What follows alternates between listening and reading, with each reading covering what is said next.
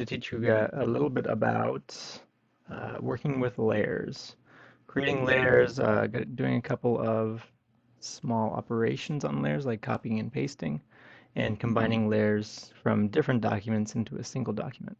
We'll also show you about blending modes. All right, so to start off, we're going to go to New Project. And for this one, I used the screen category and went to just the HD preset, I think. And I hit Create. And then to begin, after that, I'm going to go to File, Open, and I think I have my images on my desktop. So I went into Google and I searched for a couple of images. I just looked for two different images that kind of fit the same theme. So I named one Spooky Tree and I named the other Stormy Sky. I'm going to combine them together. All right, so first we need to make a selection in order to copy. So we're going to press Control A and then Control C to copy that. And then we're going to go over to our new document and we're going to press Control V to paste it in there. You can see that when I press Control V, it pasted in as a new layer.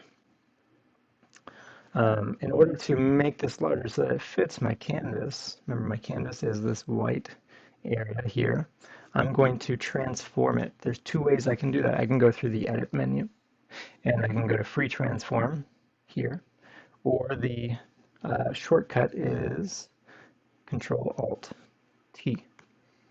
And so if I press Control Alt T, it will allow me on whatever layer that I currently have to transform that. Transformations have to do with size or rotation, so I can change the size of it. I can make it bigger or smaller, or I can rotate it. There are some other transformations, but we won't get into those yet. The uh, two things that you need to know about transforming that you need to remember are that you need to please always transform from the corner. When you drag from the corner, it changes both the width and the height at the same time. But beyond that, you also need to make sure that you hold shift while you do it. If I hold shift, it keeps my width and height in proportion. If you are doing this and your images stretch out beyond the canvas, that's okay. It's not a big deal. As long as you can still kind of, I mean, it depends on your picture, but for this one, at least, it still looks like it fits fine. So I'm going to hit the check mark. And then I'm going to do the same thing with Spooky Tree. I'm going to go to Spooky Tree. I'm going to press Control A to select all. Remember, if I don't hit Control A, if I don't select all first, then nothing gets copied.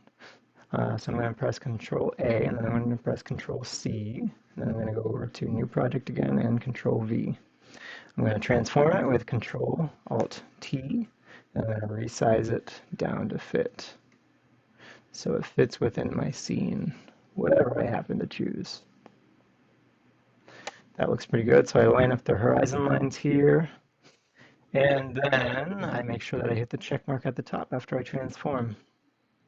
All right, so this is almost done, but obviously I have a little bit of work to do on my tree layer because I want to look like at least put some effort into blending them together.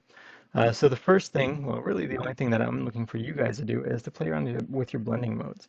So this is where blending modes comes in. They are a quick way to get rid of certain types of pixels or to combine certain layers with each other in specific ways.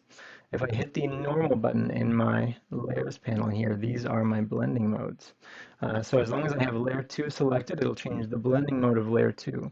And the blending modes change the way that one layer interacts with the whatever layers are beneath it. So if I click on the blending mode and I go down to multiply, my multiply screen mode or layer blending mode changes the way that it changes the transparency of the lighter pixels. So it does get rid of some of the lighter pixels which are within the tree here. But it does, generally accomplish what I was looking for. There is a little bit of work that I could do to remove some of, like where it's there's the border here of the image, but For our purposes, this is as far as I need you to go.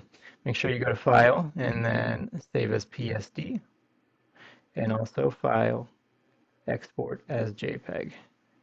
And as always, when you're saving a JPEG, turn your quality all the way up and hit Save. And that's it.